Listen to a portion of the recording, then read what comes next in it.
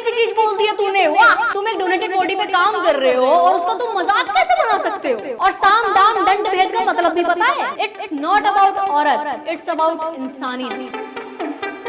Guys, चाहे 370 की बिरयानी हो या फिर प्रोड्यूसर पे फेक का केस हो या फिर बॉडी के प्राइवेट पार्ट का मजाक उड़ाना, इंटरनेट इस टाइम सिर्फ नेगेटिविटी से भरा हुआ है। मेरे अगेंस्ट भी नेगेटिविटी है, पर उसकी बात हम कभी और करेंगे। सो डेट जो महिला कंट्रोवर्सी करके व्यूज लेना चाहती है वो ना मिले उनको। खैर, तो इस वीडियो में हम हिमांशु जागरा, सेजल और शिल्पा शिंदे की बात करेंगे। तो सबसे पहले हम 370 रुपए की बिरयानी खिला करके कंसेंट खरीदने वाले लड़के की बात करेंगे। इस बंदे का नाम है हिमांशु और इसकी सोच सिर्फ उस लड़की को लेकर के खराब नहीं है जिसके साथ ये उस दिन डेट पे गया था, बल्कि इसका मानना ये भी है कि बीवियों को मारना पीटना मतलब डोमेस्टिक भी अच्छी बात है, क्योंकि पूर्वज यही करते आ रहे हैं। इस लाइन के साथ इतनी खुशहाल फोटो डाली हुई है इसने अपनी, जैसे कि पद्मश्री आ गया हो पूर्वजों के नाम पे नीच काम करने का।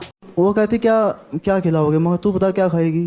हाँ। तो हमने चिकन बिरयानी खाई, वो खाई होगी 360 370 रुपए की। फिर वो कहती घर छोड़ाओ, मगर यार 370 रुपए लगे हैं, मगर वसूल तो करूँगा। Peak Gurgaon content. इस जुगनू के चमकते पिछवाड़े को बहुत लड़के भी कॉल आउट कर रहे हैं इंटरनेट पे, क्योंकि इसको लेके बहुत ज्यादा बवाल मच चुका है। सब कोई अपने अपने तरीके से रोस्ट करने में लगे हुए हैं इसको। लड़कियां कह रही है कि इससे महंगा तो हमारा पैड आता है जो हम यूज करके फेंक देते हैं।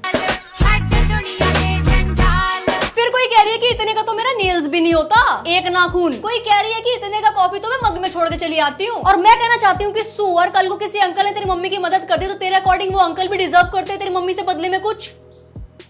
इतना ही नहीं दोस्तों, ये क्लिप सिर्फ इतनी नहीं है, बहुत लंबी वीडियो थी जहाँ पे इसने पूरा एक्सप्लेन किया है कि इसने क्या क्या किया था, अपनी नीचता गिनवाई है, कैसे उस लड़की को पार्क में लेके गया, वहाँ पे उसके साथ क्या क्या किया, इसने सब कुछ बताया है। और वहाँ बैठे जितने लोग थे सबको बड़ा मजा आ रहा था सुनने में कि वाह भाई क्या क्रेजी चीज बोल दिया तूने, वाह। मेरे को एक बेंच दिखा बिल्कुल लास्ट में, उस पे होती अंधेरा, तो हम गए। रुको, बिल्डअप हो गया अभी। तो हम वहाँ बैठे थोड़ी देर की 5 मिनट ये वो वैसे।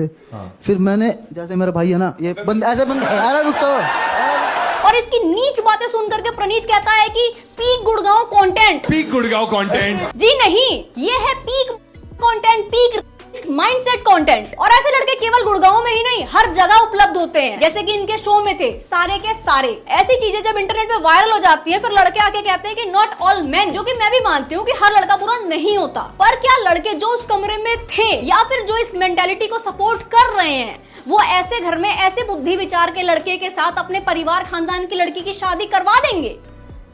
नहीं। तो नॉट ऑल मेन जो आप कहते हैं वो आपसे ही शुरू होता है। खैर, मैंने अपने देविका ब्लॉग्स वाले चैनल पे इसके ऊपर वीडियो बनाई थी, इस वीडियो के बाद जाकर के वो देख लेना। और न्यू अपडेट ये है कि हिमांशु की जॉब भी चली गई है। Let me be very clear. The statements shown in those clips are offensive. We reviewed this matter internally. We spoke to our team, including female employees. But what happened outside the workplace has now affected the workplace. That is why we have decided to part ways with Himanshu. वो सिर्फ 23 साल का लड़का है with ऐसी सोच, और ऐसी सोच वाले वो अकेला नहीं है, भरे पड़े हैं। वो तो बस वायरल हो गया है। जैसे ही ये कंट्रोवर्सी स्टार्ट हुई उसके 1-2 दिन बाद ही प्रणीत ने इस वीडियो को डिलीट कर दिया और अपॉलॉजी में एक स्टोरी अपलोड कर दी इंस्टाग्राम पे। और उसमें इसने लिखा है कि ये सारे ऑडियंस मेंबर्स के व्यूज थे, ये मेरे व्यूज रिफ्लेक्ट नहीं करते। अच्छा जी, ऐसा है क्या?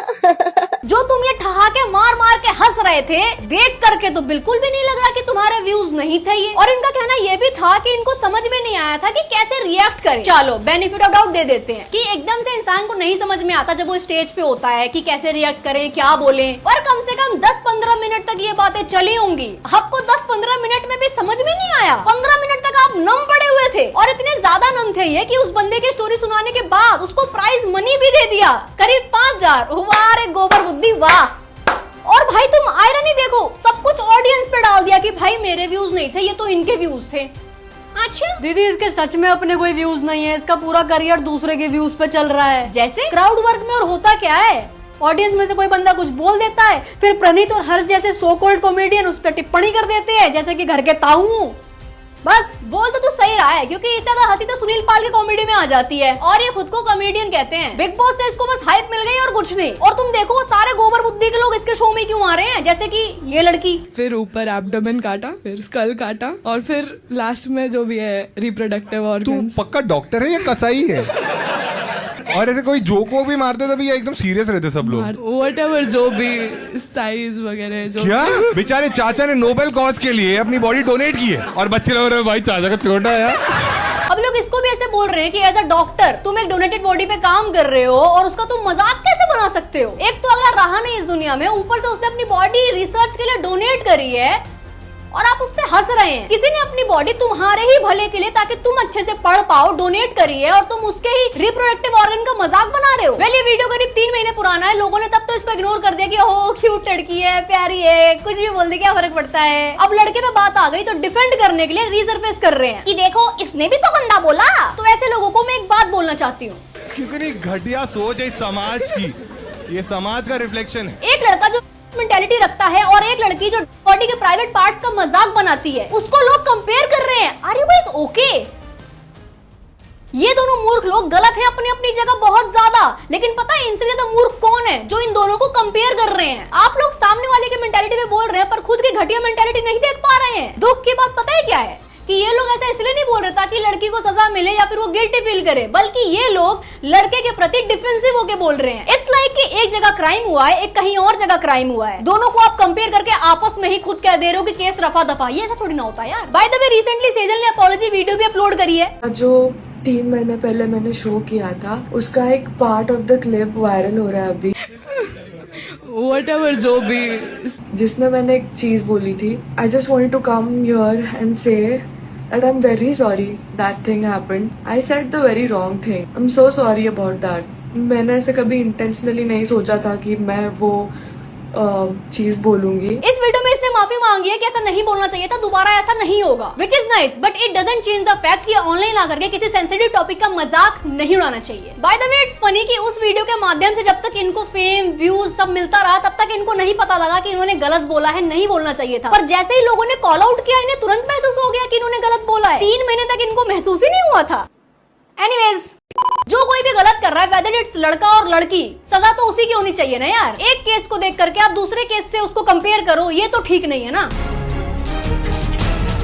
अब जैसा कि हमें पता है बॉलीवुड इंडस्ट्री हो गया, सीरियल इंडस्ट्री हो गया, यहाँ पे कितना ज्यादा किया जाता है, लड़के लड़कियों को कितना एक्सप्लॉइट करा जाता है। पर इसका मतलब ये तो नहीं है कि हम बोल दे कि हाँ भाई शिल्पा शिंदे ने सही किया फेक का केस करके अपने प्रोड्यूसर पे। बिल्कुल भी सही नहीं है, जो चीज गलत है वो है। अब इन्हीं के साथ 4 लोग आगे खड़े हो जाते हैं कि सही किया, सारे प्रोड्यूसर तो ऐसे ही होते हैं। कोई सेंस बनता है इस बात का? जिसपे का केस हुआ है उसने तो नहीं किया था ना कुछ, वो भी 10 साल पहले का केस है ये। मैं घर पे आई थी तो मुझे बहुत डर लग रहा था कि मम्मी मतलब पता नहीं जो फिल्मों में होता है एक्चुअली जो रियलिटी में होता है वो फिल्मों में होता है। मैं एक्चुअली इस बात के लिए बहुत डर रही थी कि मम्मी घर पे है या नहीं है। आई स्वेयर, क्योंकि इन लोगों ने मुझे, उनकी बहुत पहुंच है, दिस इज बेनिफर कोहली और संजय कोहली की बहुत पहुंच है, उनको बहुत अच्छी तरह से पता है उन्होंने क्या किया है मेरे साथ। अभी रिसेंटली ये भारती के पॉडकास्ट में आई थी जहाँ पे आकर उन्होंने बोला है कुछ ऐसा। मैं अभी भी कहती हूँ कि ये बात बोलना बहुत बड़ी बात है। मैंने मेरे प्रोड्यूसर के ऊपर का केस कर दिया था क्योंकि मेरे पास कोई रास्ता नहीं था और तब मैं उसमें से निकली हूँ क्योंकि वो सेटलमेंट होके तब किसी प्रोड्यूसर ने उनका साथ नहीं दिया। मानना पड़ेगा भाई, गट्स चाहिए खुले में आकर के ऐसी बकवास करने का कि तुम किसी की लाइफ खराब कर दो फेक केस करके क्योंकि तुम्हारे पैसे नहीं मिले थे। और भी जरिए हो सकते थे। वेल माना प्रॉब्लम्स होंगी, बहुत सारी होंगी, लेकिन आपके एक झूठ के वजह से उस इंसान की उस इंडस्ट्री में कितनी इमेज खराब हुई होगी वो आपने नहीं सोचा, बस अपने बारे में सोचा। और फिर अगर इनके इस पॉडकास्ट के बाद कोई आकर इनको कॉल आउट करता है इंडस्ट्री से ही तो उनको ये रिप्लाई करती हैं, क्या बात है शिल्पा शिंदे, उस वक्त आप सोशल मीडिया पे नहीं थी, आज सोशल मीडिया पे हो। लोग मेरे नाम पे पब्लिसिटी गेन करना कब बंद करेंगे पता नहीं। आपके नाम पे पब्लिसिटी? ये साइको को ऐसा क्यों लगता है कि इनके नाम की पब्लिसिटी लोग ले रहे हैं? आपने कुछ गलत किया है उसको कॉल आउट करना, उसको कैसे पब्लिसिटी बोल सकते हैं? मेरे साथ भी हुआ है। अभी एक लड़की कह रही है कि उसके नाम से मैं व्यूज ले रही हूँ, उसका रिप्लाई भी आएगा क्योंकि उसमें सिर्फ उसका रिप्लाई नहीं होगा, बहुत सारी चीजें होंगी जो मेरे खिलाफ इंटरनेट पे चल रही है, उन सबका रिप्लाई होगा। वेल सामने वाला कुछ गलत करता है, इंटरनेट पे वो चीज वायरल होती है, पब्लिक को पता चलती है और फिर वो चाहते हैं कि उस पर कोई टिप्पणी भी ना करे। 140 करोड़ की आबादी है इस देश और इंटरनेट ऑलमोस्ट सबके पास है। अब आप पब्लिसिटी गेन करने के लिए आप लोगों के पास अपनी बीमारियां हैं, घर के लोगों की जो हुई है वो लोग हैं। जिनको नहीं पता, इन्होंने अभी हिना खान को रिप्लाई दिया है। हिना खान को अभी कुछ टाइम पहले कैंसर हुआ था, ये सबको पता है, ट्रीटमेंट चली थी उनकी। तो शिल्पा शिंदे अपनी नीचता दिखाते हुए जानलेवा बीमारी और घर में किसी की हुई उसका मजाक बना रही हैं। और डिस्टर्बिंग ये है कि इनको ये बहुत नॉर्मल लग रहा है। अब कुछ लोग कमेंट में आके प्लीज ये मत बोलना भाई कि औरत ही औरत को नीचा दिखाती है। इट्स नॉट अबाउट औरत, इट्स अबाउट इंसानियत, जो कि शिल्पा शिंदे में नहीं है। तू मत बोल पप्पी, किसी और का रोस्ट हो रहा है, तेरा हो जाएगा।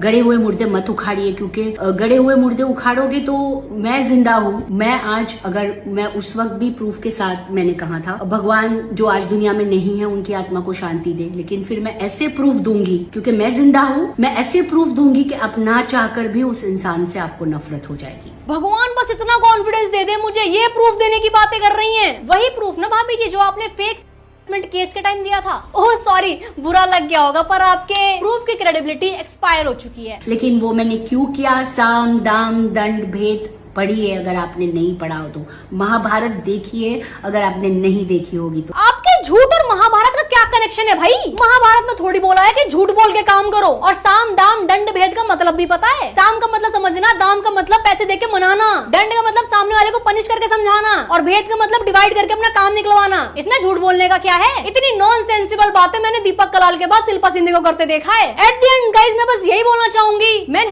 women is as heinous as women using the same law for their own benefit. Both are equally wrong and दोनों को कंडेम करना चाहिए। Also, एक को दूसरे से कंपेयर करके, एक को सिंपैथाइज करके उसे डायल्यूट या नॉर्मलाइज नहीं करना चाहिए। Well, that is it today guys. Thank you so much for watching and yes, don't forget to do like, share and subscribe and please अपने ओपिनियन कमेंट में जरूर लिखा करो, मैं पढ़ती हूँ। And Radhe take bye bye, ध्यान रख अपने घर वालों का और मेंटल का, खास करके टेक केयर, बाय बाय। आज के लिए फिलहाल इतना ही। आपकी तरह मैं भी मायूस हूँ, लेकिन उम्मीद पर दुनिया कायम है। दिल दुखा है लेकिन टूटा तो नहीं है, और उम्मीद का दामन छूटा तो नहीं है।